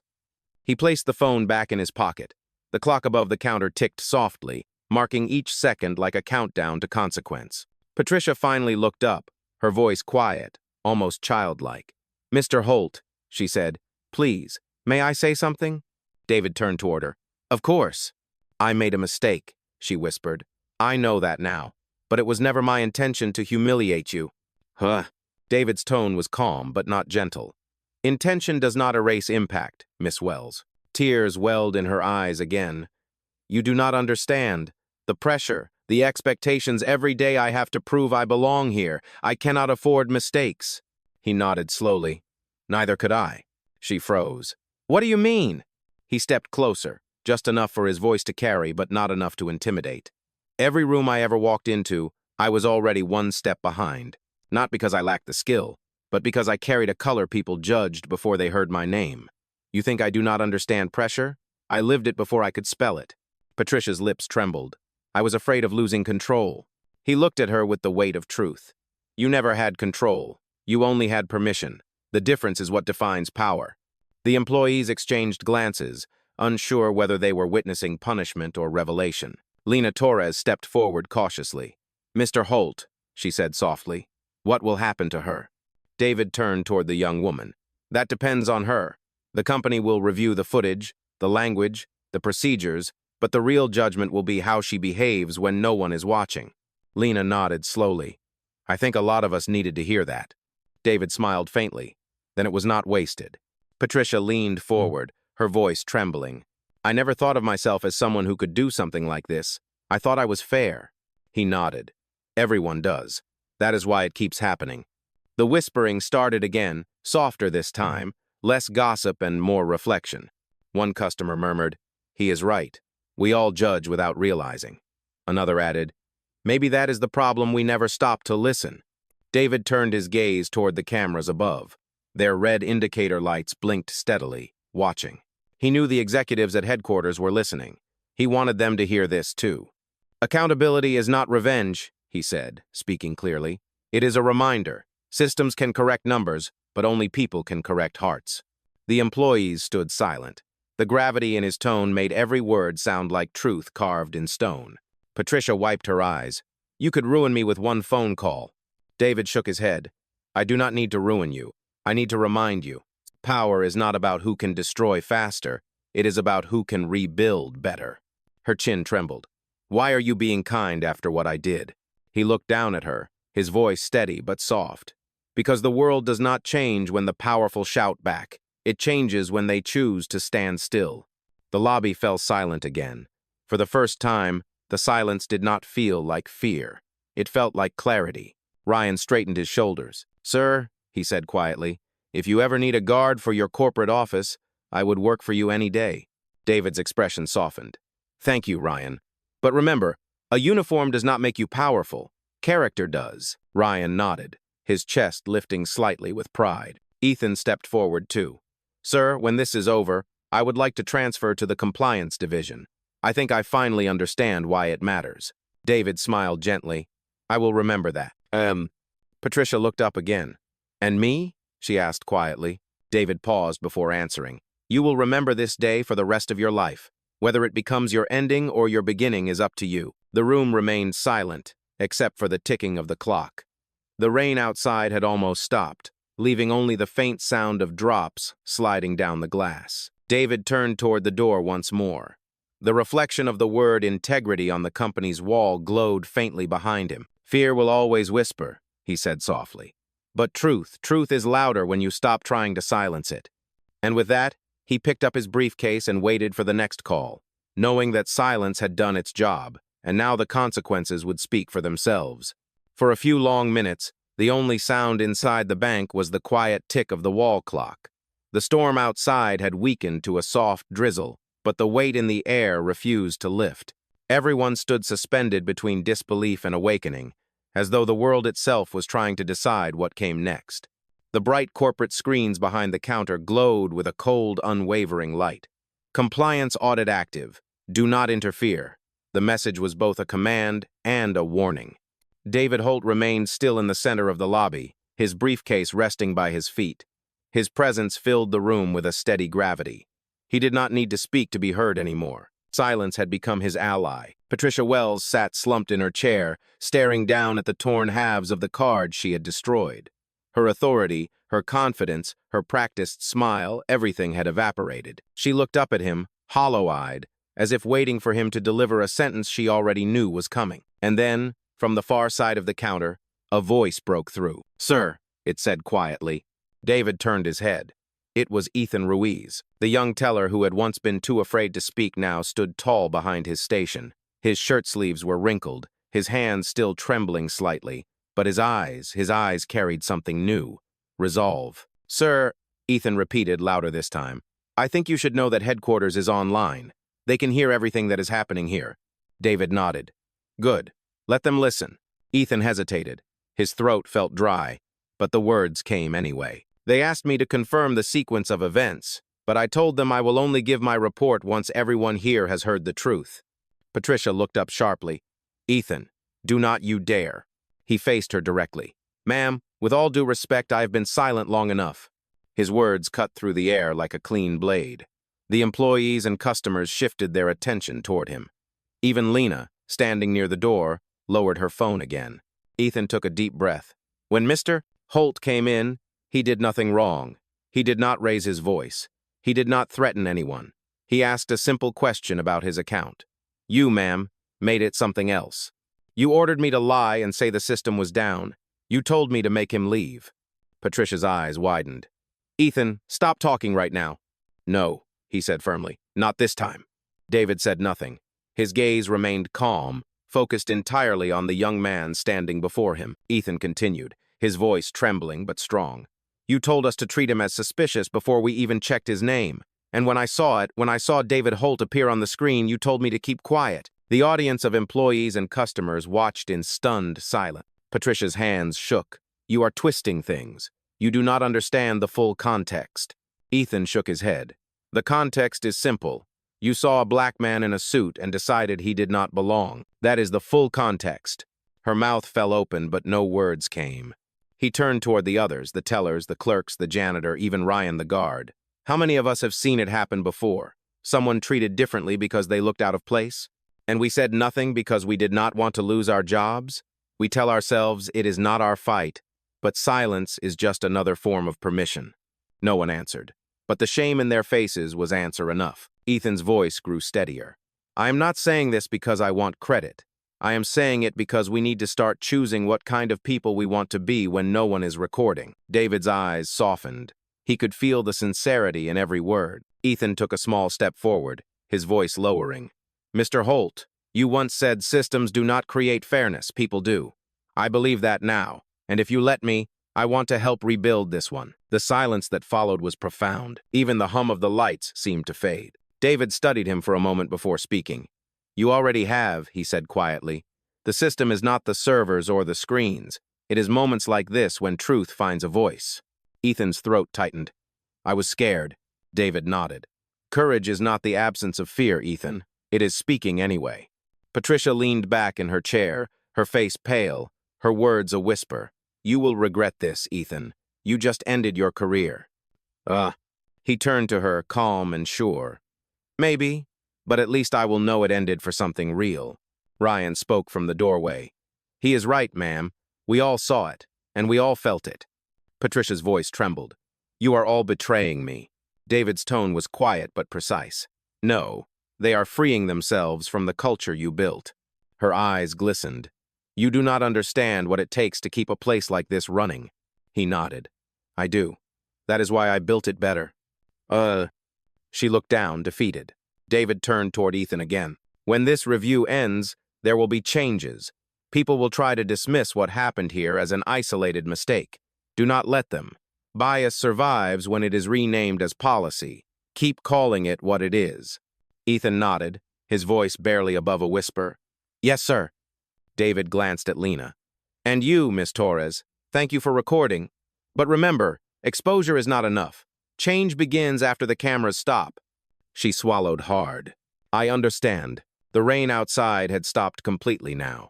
A beam of weak sunlight cut through the clouds, landing on the polished marble floor. It made the broken pieces of the torn card glimmer faintly, like fragments of a shattered truth reflecting new light. David looked around the room one final time.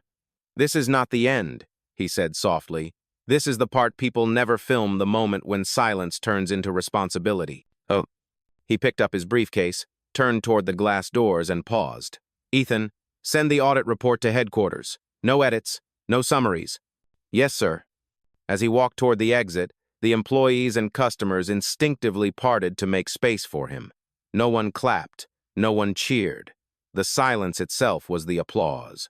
And in that silence, Ethan Ruiz, no longer just a teller, but a witness, understood that some promotions are not given by corporations. They are earned by conscience. Behind him, Patricia sat motionless, her reflection fractured in the shattered tablet on the counter. In her silence, she heard for the first time the sound that had haunted David Holt his entire life, the quiet that follows injustice right before truth begins to speak. The sound of the revolving doors closing behind David Holt faded into the soft hum of the building's ventilation system. But even as he stepped out into the thinning rain, his image remained alive inside the branch, captured on screens, mirrored in monitors, transmitted through 1,000 digital eyes that were now watching. High above the city, 40 floors up in the glass tower that served as the corporate headquarters of Holt Capital Holdings, an emergency board meeting had already begun. The large conference room, with its panoramic view of downtown Chicago, was normally a space for quarterly reports and investor forecasts. But today, it had turned into a war room. On the main screen at the far end of the table, a live feed from the bank branch flickered. The video displayed the aftermath, the stunned employees, the torn card, the silent witnesses standing in reflection. Every second of it streamed from the executive compliance system that David himself had designed. At the head of the table sat Carla Evans, the company's chief operations officer. She was a woman of sharp intelligence and sharper instincts, someone who had been with David since the beginning. Her voice was calm, but her eyes betrayed the storm behind them. Everyone has the footage? She asked. A dozen executives nodded. Good, she continued. Then you all know why we are here. The head of legal, a silver-haired man named Thomas Graham, leaned forward. Carla, the press will find out within 24 hours.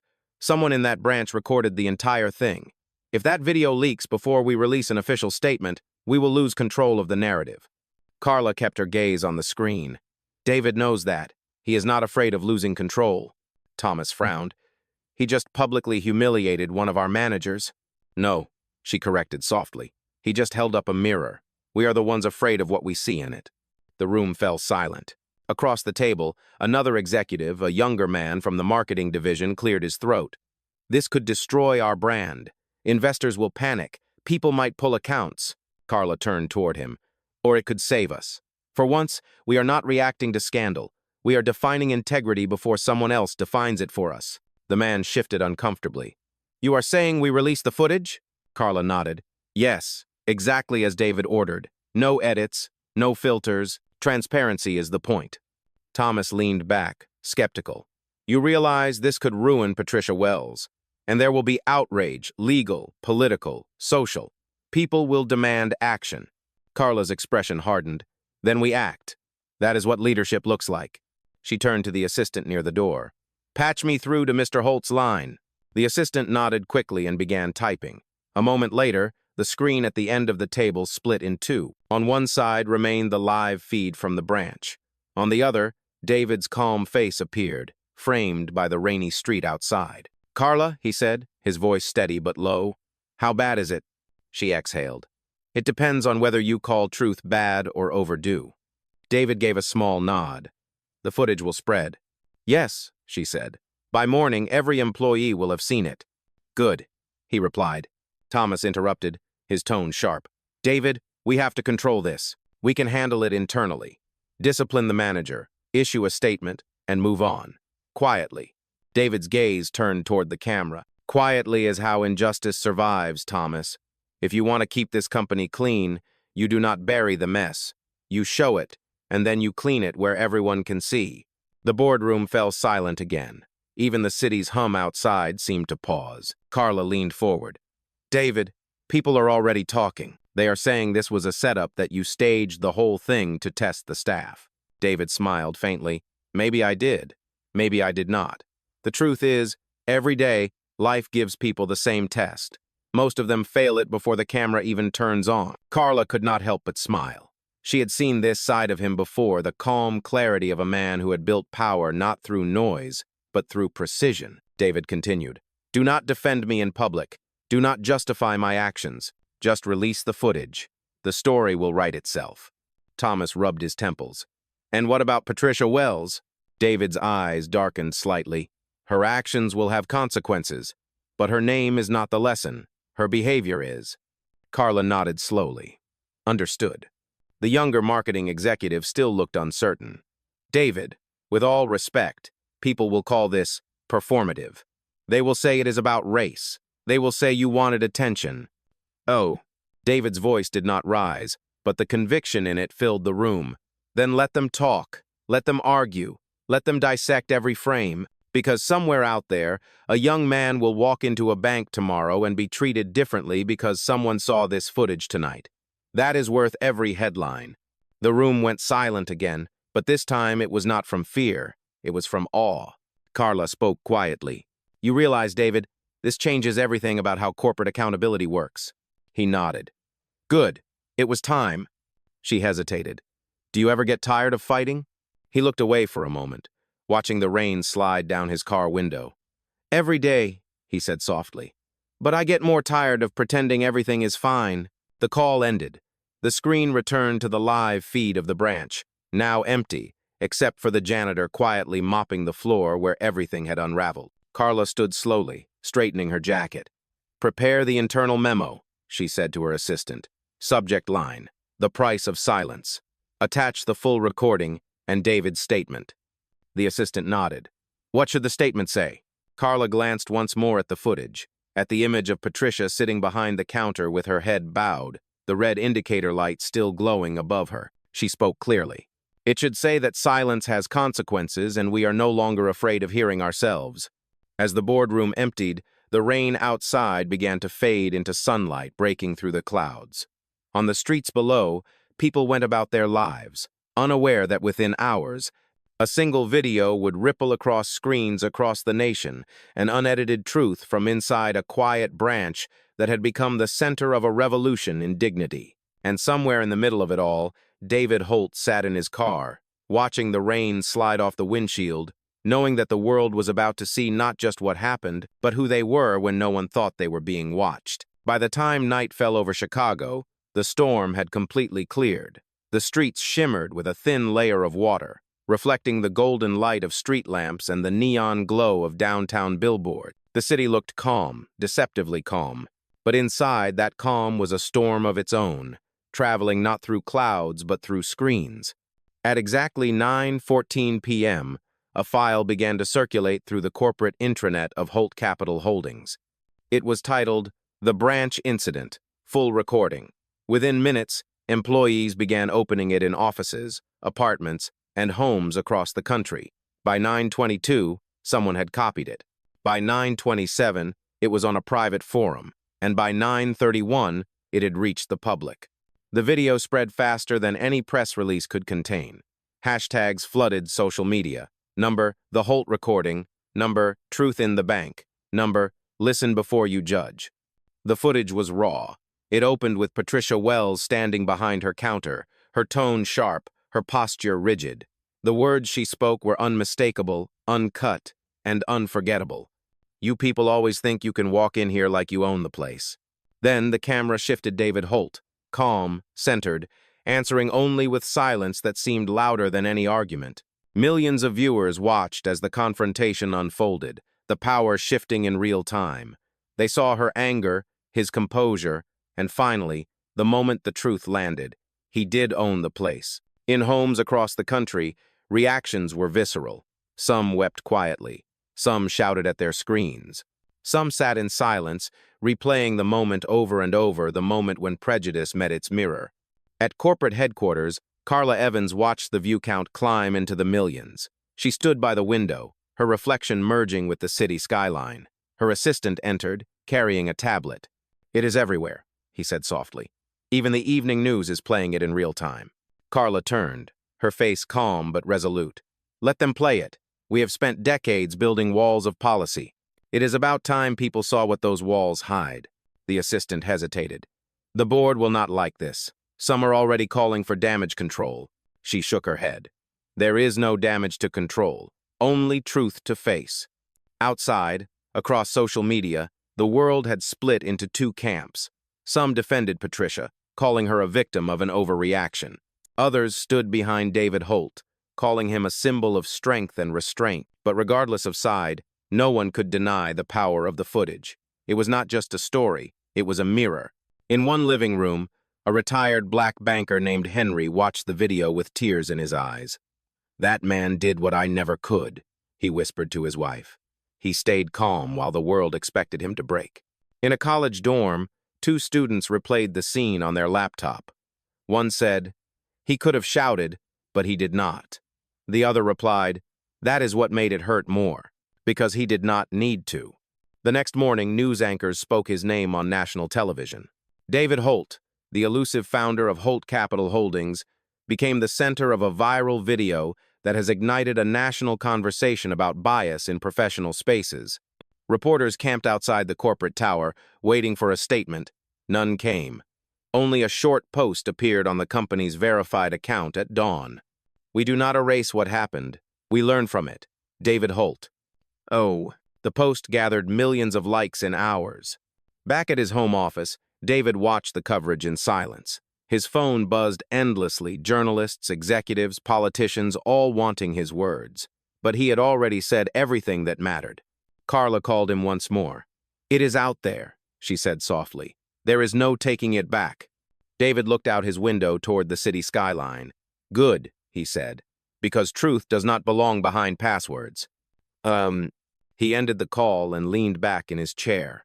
Outside, the city lights shimmered against the glass, thousands of tiny reflections merging into one.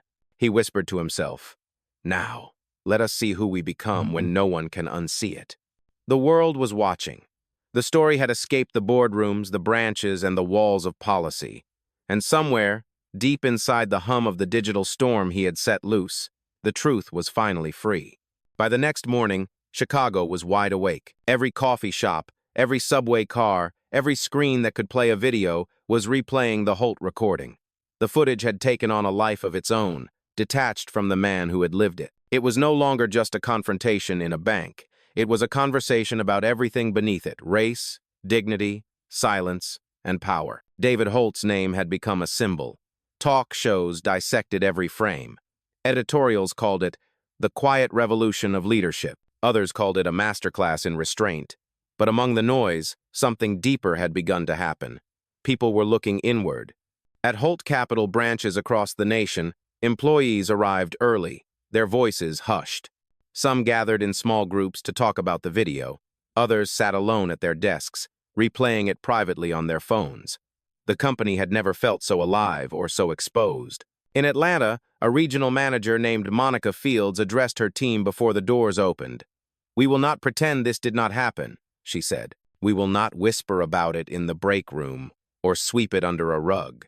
We will watch, we will listen, and we will learn." And they did. Together, they replayed the footage. No one looked away. In another branch in Dallas, a young teller stood up after the viewing. His voice was unsteady but brave. "I saw myself in that video," he said. "Not as the CEO, not as the manager, as the one who stayed silent." There was no applause, just a long, shared stillness, the kind that marks the start of change. Meanwhile, in a quiet apartment on the city's north side, Patricia Wells had locked herself away. The blinds were drawn, her phone overflowing with messages she could not bring herself to open. News anchors spoke her name like a headline, her face flashing across every screen. She sat at her kitchen table, staring at a printout of an email she had received just before dawn. It was from the Corporate Ethics Division. "Miss Wells, due to the ongoing investigation, you are hereby placed on administrative leave pending review. You will receive further notice regarding the next steps." She read it over and over again, but the words refused to change. A knock came at her door. She froze. "Miss Wells?" a man's voice called gently. "It is Thomas Graham from Corporate Legal." She opened the door just enough to see him. His expression was sympathetic, not accusatory. "We need to talk," he said softly. She stepped aside, and he entered. Thomas placed a folder on her table and sat opposite her. "The review board is meeting this afternoon," he said. "They will consider disciplinary action, but before they do, David asked me to give you this." He slid a single envelope across the table. Her hands shook as she opened it. Inside was a handwritten note. "Accountability is not meant to destroy. It is meant to rebuild. Do not run from this. Learn from it. D.H." Patricia stared at the signature for a long time. The ink was dark and deliberate, the handwriting elegant but firm. Tears welled again, but this time they were different. Not from humiliation, but from recognition. The kind of tears that come when truth finally breaks through denial. Thomas spoke gently. "He is not pressing charges. He said to tell you that the real punishment would be pretending this did not matter." Patricia swallowed hard. "He is giving me a chance." Thomas nodded. "He gives everyone a chance. That is who he is." She folded the note carefully and pressed it against her chest. For the first time in 2 days, she breathed without shaking. Across town, David stood in front of a large window overlooking the skyline. Carla Evans stood beside him, holding a printed report. "The numbers are in," she said quietly. "Public trust in the company has doubled overnight. Not because of our products, because of the message." David nodded slowly. "That means they are finally listening." She smiled faintly. "And watching." He turned away from the glass. "Then let us give them something worth watching." Outside, the city moved with the rhythm of renewal, and for the first time in years, the name Holt did not just stand for wealth, it stood for awakening. The afternoon sun poured through the glass walls of the executive conference room, splintering into beams across the polished table. The same table where fortunes were once decided now felt like a courtroom, its silence heavier than any gavel. The 12 members of the Holt Capital Holdings board sat in uneasy quiet. Some avoided eye contact, others whispered behind hands. Each had watched the Holt recording at least 10 times. Each had seen the unfiltered truth, the raw humanity, and the uncomfortable reflection it offered. At the head of the table stood David Holt himself. No entourage, no speech prepared, just a single folder, and a voice steady enough to cut through pretense. "Thank you for coming," he began. "We are not here to discuss quarterly performance or projections. We are here because a moment of prejudice in one branch just taught this company more about leadership than 10 years of training seminars ever did." The head of finance cleared his throat. "David, with all respect, the stock dipped 2 points overnight. Investors are nervous." David looked at him calmly. "Let them be nervous. Fear only bothers those who have something to hide." A woman from the communications division leaned forward. "Our media team is overwhelmed. We have received over 30,000 messages. Some are supportive, some furious. They want to know what happens next." David nodded. "Then we will tell them. But not with spin, with structure." He opened the folder and slid a set of documents across the table. "This," he said, "is the Holt Ethics Initiative, effective immediately." Carla Evans, sitting beside him, passed the packets down the line. "Every employee from janitors to executives will undergo the same immersive bias training, no exceptions. Every branch will adopt a new protocol that tracks how clients are treated, not just how transactions are processed." The head of legal frowned. "That sounds expensive." David smiled faintly. "So is ignorance." A ripple of quiet laughter broke the tension, but only for a moment. He continued. "And another change, starting now. Every board member will spend 1 full day per quarter working anonymously in one of our branches. No titles, no introductions. You will experience what it means to be seen or not seen." The room fell silent again. One of the older members adjusted his glasses. "David, this seems performative. Surely there are better ways to address public outrage." David turned toward him slowly. "This is not about outrage. This is about ownership. You sit here and decide policy for thousands of people you never meet. That ends today. We cannot lead from glass towers and pretend to understand the ground beneath them." He paused, letting his words settle. "Power without perspective becomes blindness." Carla looked at him, her expression proud but focused. "We will release the initiative tonight," she said. "The memo will go out with your signature." David nodded. "Good, but I will not be the one to announce it." The board members exchanged confused glances. He continued. "It will be announced by Ethan Ruiz, the teller from the incident. He will read the statement publicly tomorrow morning. I have already approved his promotion to compliance oversight." The head of communications nearly choked on her breath. "You are putting a junior employee in front of the entire nation?" "Yes," David said simply, "because leadership is not about position, it is about posture. Ethan earned that moment more honestly than anyone sitting in this room." Carla allowed herself the faintest smile. "You always did believe in poetic justice." David looked at her. "Not justice, balance." "How?" The head of legal leaned forward again. "And Patricia Wells?" David's voice softened. "She will keep her position on probation. For 6 months, she will report directly to the diversity and ethics team. I believe in consequence, not cancellation." No one argued. He looked around the table, meeting each gaze. "You built this company on numbers. I built it on names. Every name you misjudge costs more than any market fluctuation ever will." Silence answered him again, but this time it was not avoidance. It was respect. Carla closed her folder. "We will make the announcement official." David picked up his briefcase and stood. "Do that. And make sure it is not framed as charity. It is correction." He began to walk toward the door, his reflection gliding across the glass like a shadow of authority reborn. Before leaving, he stopped and turned back. "One more thing," he said quietly. "If we want to keep calling ourselves leaders, we had better start leading where it matters most when no one is watching." Then he left the room, leaving behind 12 powerful people and a silence that, for the first time, did not feel empty. It felt accountable. Outside, the city shimmered under a calm afternoon Sunday. Inside, a corporation once built on wealth had begun to rebuild itself on worth. The next morning dawned clear and bright, as if the storm itself had been waiting for something to pass before letting the light return. The lobby of Holt Capital headquarters buzzed with quiet anticipation. News crews lined the street outside, their cameras ready, their microphones poised. Inside, employees filled every floor balcony overlooking the central atrium. At precisely 9 a.m., the lights dimmed slightly.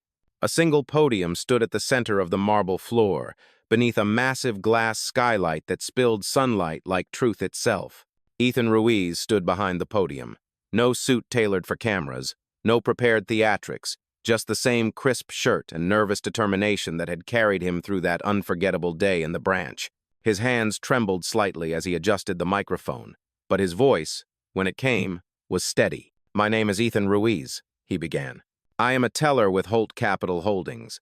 A few days ago, I witnessed something that changed my understanding of what integrity really means.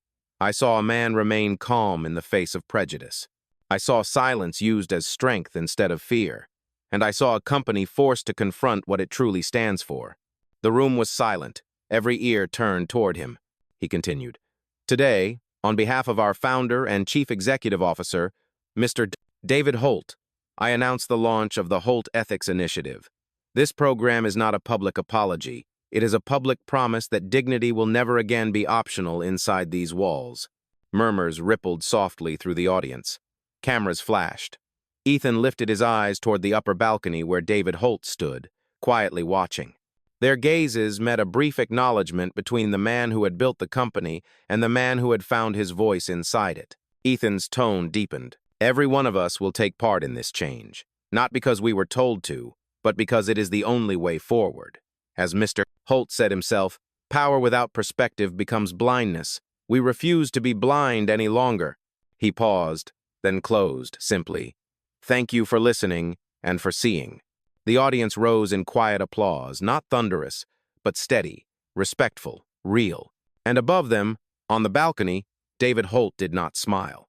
He only nodded once, knowing that words had done their job, and now actions would have to finish the story. By the end of that week, the video had begun to fade from the headlines, but the echo of it lived on in conference rooms, classrooms, and dinner tables. What had started as a confrontation in a quiet branch had grown into a conversation that refused to die. Across the nation, Holt Capital branches began to change. Clients noticed it first, the new tone of welcome, the unforced kindness, the way each employee looked them in the eye instead of through them. In small towns and big cities alike, people whispered the same thing: "Something feels different here." Inside the headquarters, a plaque was placed in the main lobby beneath the company's crest. It read, "Integrity begins where no one is watching. David Holt." Each morning, employees passed it on their way in. Some slowed down to read it. Some touched it lightly, like a quiet vow. As for Patricia Wells, she returned to work 6 weeks later, not as a manager, but as a mentor in the ethics and training department. The first class she taught began with no speech, no defense, only honesty. "I was wrong," she told a room of young recruits.